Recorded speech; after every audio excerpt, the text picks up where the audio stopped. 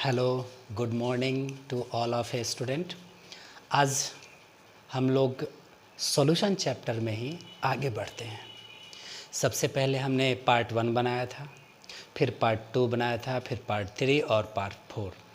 ये चारों पार्ट हम वीडियो बना करके आपको डाल चुके हैं और इस वीडियो में एक खासियत ये है कि आपके मन में जो सवाल आते हैं उन सभी सवालों को हमने सोचकर उस वीडियो में जवाब देने की कोशिश किया है ताकि सबका सॉल्यूशन आपको मिल सके और आपका कॉन्सेप्ट क्लियर हो सके। अब इसके बाद हम लोग फिर आगे की ओर बढ़ते हैं। तो हमारा टॉपिक है विलियन के प्रकार, टाइप्स ऑफ सॉल्यूशन। पिछले क्लास में भी हमने पढ़ा था कि टाइप्स ऑफ सॉल्यूशन, लेकिन उसमें बेस अलग था और अब जो हम लोग पढ़ रहे हैं इसका बेस अलग है। अब इसमें किसके बेस पर? तो सॉल्यूशन में मिलाए गए सॉल्वेंट के फिजिकल स्टेट्स के आधार पर। अब यहाँ पर विलियन को हम लोग इंग्लिश में ही बोले तो बेटर है, जिसको हम लोग सॉल्यूशन कह रहे हैं। अब ये आता है फिजिकल स्टेट। तो आप जानते हो कि पदार्थों के जो फिजिकल स्टेट्स होते हैं, मतलब भौतिक अवस्था जिसको हिंदी में बोलते हैं, वो पदार्थों के 3 भौतिक अवस्था हैं। एक सॉलिड स्टेट, ठोस का अवस्था, एक लिक्विड स्टेट मतलब द्रव का अवस्था, और एक गैसियस स्टेट मतलब गैसीय अवस्था। तो अब सॉल्वेंट का स्टेट क्या है, मतलब सॉल्वेंट किस अवस्था में है, सॉलिड के रूप में, लिक्विड के रूप में या गैस के रूप में, इसके आधार पर हम लोग बांटे हैं कि सॉल्यूशन 3 टाइप के होते हैं। तो हम आते हैं सॉल्यूशन में मिलाए गए सॉल्वेंट के फिजिकल स्टेट, मतलब जो सॉल्वेंट सॉल्यूशन में मिलाया गया है उस सॉल्वेंट किस स्टेट में है, सॉलिड स्टेट, लिक्विड स्टेट या गैसियस स्टेट, उसके आधार पर बांट रहे हैं। तो सॉल्यूशन 3 प्रकार के होते हैं, एक सॉलिड सॉल्यूशन, लिक्विड सॉल्यूशन और गैसियस सॉल्यूशन। इसको आप कह सकते हैं ठोस विलयन, द्रव्य विलयन और गैसीय विलयन। अब ये भी तो है कि फिजिकल स्टेट्स सॉल्वेंट का हमारा एक, लेकिन सॉल्यूट जिसको आप विलेय कहते हो इसका बदलता जाए, मतलब जिसकी मात्रा कम है उसका भौतिक अवस्था सॉलिड भी हो सकता है, लिक्विड भी हो सकता है और गैस भी हो सकता है। लेकिन एक का फिक्स कर दीजिए, सॉल्वेंट का जो फिजिकल स्टेट है फिक्स कर दीजिए। एग्जाम्पल कुछ आपको बता रहे हैं। आप क्या कहते हैं कि हम पानी लेते हैं, तो अगर पानी लेते हैं ज़्यादा मात्रा में तो ये हमारा विलायक हो गया। और ऐसे भी याद रखिएगा कि जो पानी है, जो H2 है, वाटर है, जल है, ये यूनिवर्सल सॉल्वेंट कहलाता है। मतलब इसके पास सभी चीज़ों को घुलाने का लगभग गुण है, लगभग सभी चीज़ों को अपने में घुलाने का गुण है, इसलिए इसको यूनिवर्सल सॉल्वेंट कहते हैं। अब बात आती है कि जिसमें डाल रहे हैं वो सॉल्वेंट है, जिसको डाल रहे हैं वो कम मात्रा में तो वो सॉल्यूट है। अब एग्जाम्पल सोचिए, अगर आप इसमें नमक को डालते हैं, चीनी को डालते हैं, तो चीनी हुआ या नमक हुआ, ये हमारा सॉलिड स्टेट है और डाल किस में रहे हैं, सॉल्वेंट में, और सॉल्वेंट हमारा लिक्विड स्टेट पानी है, तो हमारा जो सॉल्यूशन होगा वो हमारा हो जाएगा लिक्विड सॉल्यूशन। दूसरा, यदि आप लिक्विड सॉलिड के स्थान पे लिक्विड लेते हैं, अगर आप सरसों का तेल मिलाते हैं या कोई भी ऑयल मिलाते हैं पानी में, तो फिर ये भी लिक्विड और ये भी लिक्विड। सॉल्यूट मतलब विलेय भी हमारा लिक्विड है और हमारा जो सॉल्वेंट है वो भी लिक्विड है, तो ये भी हो जाएगा लिक्विड सॉल्यूशन। एक तीसरा हमारा आता है कि किसी गैस को मिला देते हैं, हाइड्रोजन गैस को मिलाते हैं, या उसमें N2 गैस को मिलाते हैं, या उसमें O2 गैस को मिलाते हैं। और ऐसे भी जानते हैं कि पानी में O2 गैस मिक्स रहता है, तभी तो पानी में रहने वाले जीव सांस ले पाते हैं, पानी में रहने वाले पौधे भी सांस ले पाते हैं। इसका मतलब पानी में ऑक्सीजन गैस है। अब सोचिए, सॉल्वेंट हमारा पानी, चीनी मिलाए तो भी लिक्विड सॉल्यूशन, सॉलिड सॉल्यूशन, चीनी या नमक मिलाए तो सॉलिड सॉल्यूशन। अगर कोई भी लिक्विड मिलाए, चाहे वो इथेनॉल हो, चाहे वो कोई ऑयल हो, और मिला दिए हम पानी में, तो भी वो क्या हो गया हमारा, मतलब ये भी लिक्विड है तो लिक्विड सॉल्यूशन। सॉल्वेंट का स्टेट लिक्विड, ये गैस है और ये हमारा सॉल्वेंट लिक्विड स्टेट है तो गैस लिक्विड सॉल्यूशन हो गया। ठीक उसी तरीके से हम जिस सॉल्वेंट में मिलाते हैं, सॉल्वेंट के फिजिकल स्टेट के आधार पर सॉल्यूशन 3 टाइप के होते हैं।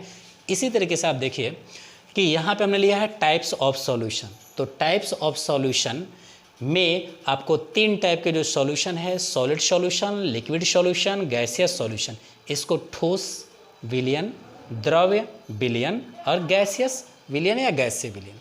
अब इसमें आता है कि फिजिकल स्टेट्स ऑफ सॉल्यूट, मतलब कि जो सॉल्यूट है, विलेय है, उसका भौतिक अवस्था क्या है। तो ये सॉलिड भी हो सकता है, लिक्विड भी हो सकता है और गैस भी हो सकता है। लेकिन फिजिकल स्टेट्स ऑफ सॉल्वेंट, जो हमारा सॉल्वेंट है, उसका क्या फिजिकल स्टेट्स, भौतिक अवस्था है, उसी पर डिसाइड होगा कि हमारा जो सॉल्यूशन है, हमारा जो विलयन है, वो किस टाइप का है, सॉलिड सॉल्यूशन, लिक्विड सॉल्यूशन या गैसियस सॉल्यूशन। अब हम लोग एक एक करके देखते हैं कि अगर हम सॉलिड को सॉलिड में मिलाएं या इस सॉलिड को इसमें मिलाएं तो ये हमारा सॉलिड सॉल्यूशन ही होगा, क्योंकि जब इस सॉलिड को इस सॉलिड में मिलाते हैं तो ये हमारा सॉल्वेंट हो गया, ये हमारा सॉल्यूट हो गया। लेकिन इसको जब इसमें मिलाते हैं तो ये हमारा सॉल्वेंट हुआ और ये हमारा सॉल्यूट हुआ। अब बात ये आती है कि जिसका अमाउंट कम होगा वो सॉल्यूट हो जाएगा, जिसका अमाउंट ज़्यादा होगा वो सॉल्वेंट हो जाएगा।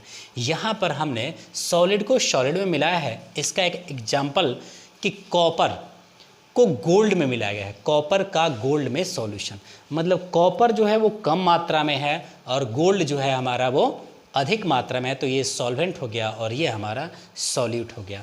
यहाँ पर हमने कॉपर का सिंबल Cu और गोल्ड का, सोना का सिंबल Au लिख दिया है।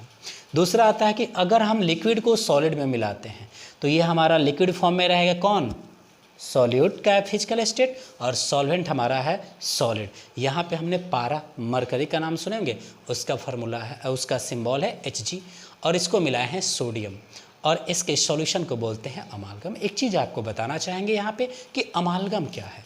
तो अमालगम के बारे में इतना जानिए कि पारा में या पारा को जब सॉलिड के साथ मिलाते हैं कि मेटल के साथ, जब आप मेटल के साथ पारा को मिलाते हैं तो जो सॉल्यूशन बनता है उसका एक स्पेशल नाम है जिसको हम लोग अमालगम कहते हैं। ऐसे ही और भी आगे, जैसे मान लीजिए कि आपने NaHg लिखा, इसका मतलब क्या हुआ, इसका मतलब सोडियम अमालगम। अगर यहाँ पे लिखते हैं ZnHg तो इसका नाम हुआ जिंक अमालगम। तो जब भी आप मरकरी को किसी भी मेटल के साथ मिलाते हैं तो उसका नाम अमालगम हो जाता है। तो एक ये भी एक सॉल्यूशन है, लेकिन एक स्पेशल नाम हो गया इसका अमालगम। तो जैसे आप जानते हैं मनोरंजन के कई साधन हैं, जिसको आप किसी को बैंड बजा, किसी को नाच, किसी को ऑर्केस्ट्रा करते हो, पर सबके सब क्या है, मनोरंजन के साधन, सब सॉल्यूशन है। लेकिन स्पेशल जब मरकरी को आप मिलाते हो मेटल के साथ तो ये आपका कहलाता है अमालगम। तो ये अमालगम के बारे में आपको डिस्क्राइब कर दिया। अब आता है कि जब पारे को आप सोडियम के साथ मिलाते हैं तो सोडियम अमालगम। यहाँ पर अगर जिंक लिए होते, यहाँ पर यही पारा होता और मिलाते यहाँ पे जिंक के साथ तो जिंक अमालगम हो जाता। तो अमालगम के नाम से आप नहीं घबराएंगे कि वो क्या है, बस इतना ही कि मरकरी को मिलाया गया है किसी मेटल के साथ तो वो अमालगम कहलाता है। अगला आता है कि जब गैस किस स्टेट में, सॉल्यूट के स्टेट में, मतलब विलेय के अवस्था में, और यहाँ पर है कि यहाँ पर जो सॉल्यूट है वो हमारा गैस के स्टेट में है, जो सॉल्वेंट है वो हमारा सॉलिड के स्टेट में है।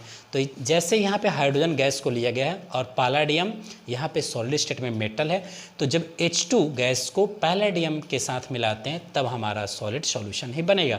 मतलब सॉल्वेंट का फिजिकल स्टेट्स क्या है, इसके आधार पर हम लोग का डिसाइड हुआ कि सॉल्यूशन किस टाइप का होगा। फिर वैसे एग्जाम्पल देखिए, यहाँ पे हमने डबल एरो, जो डबल हेडेड एरो, मतलब ऐसा एरो जिसमें 2 हेड हो, एक लेफ्ट और एक राइट, इसका मतलब इसको इसमें मिलाओ या इसको इसमें मिलाओ, ये आपका सॉलिड सॉल्यूशन ही होगा। फिर वैसे लिक्विड को इसमें या इसको इसमें मिलाइए, दोनों सेम फेज है, या गैस को गैस में तो ये भी सेम फेज है।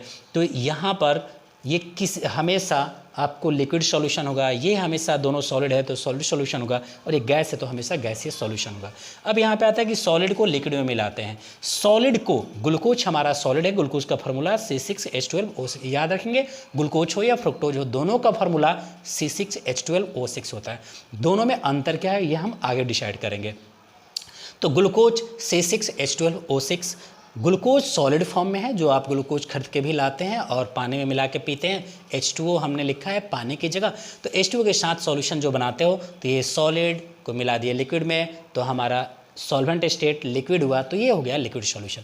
फिर ethanol, ethanol, methanol, propanol, butanol, isopropyl, ये सब आइसोप्रोपेनॉल या आइसोप्रोपाइल अल्कोहल, ये कोई भी अगर अल्कोहल या आप लेते हो लिक्विड के फॉर्म में कोई भी सब्सटेंस और मिलाते हो लिक्विड के साथ, तो ये हम लोग का हो गया लिक्विड सॉल्यूशन, तो ये भी हो गया लिक्विड सॉल्यूशन।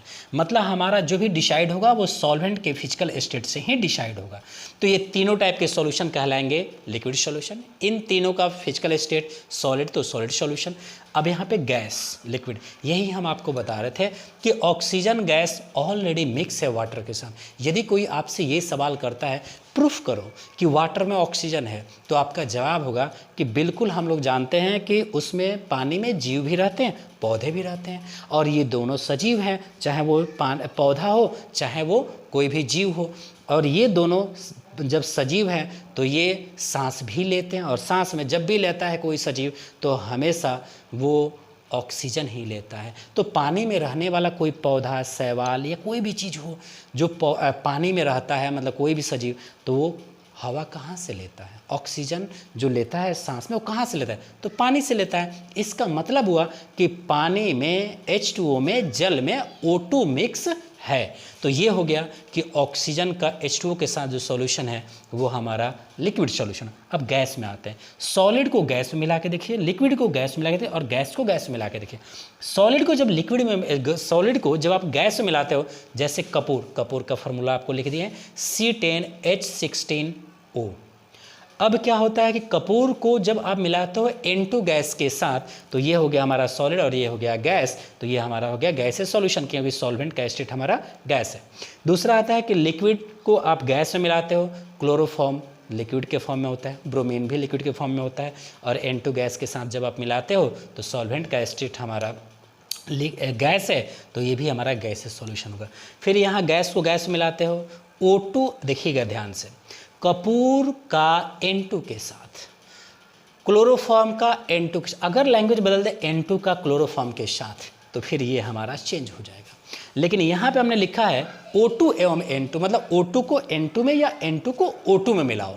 ये दोनों में से कोई भी मिलाओगे तो दोनों का फॉर्म क्या है? गैस। ठीक उसी तरह से यहाँ पे लिक्विड में इथेनॉल को वाटर में या वाटर को इथेनॉल में, कॉपर को गोल्ड में, या गोल्ड को कॉपर में, ये बनेगा सॉलिड, और ये बनेगा आपका लिक्विड लिक्विड, और ये गैसेस सॉल्यूशन।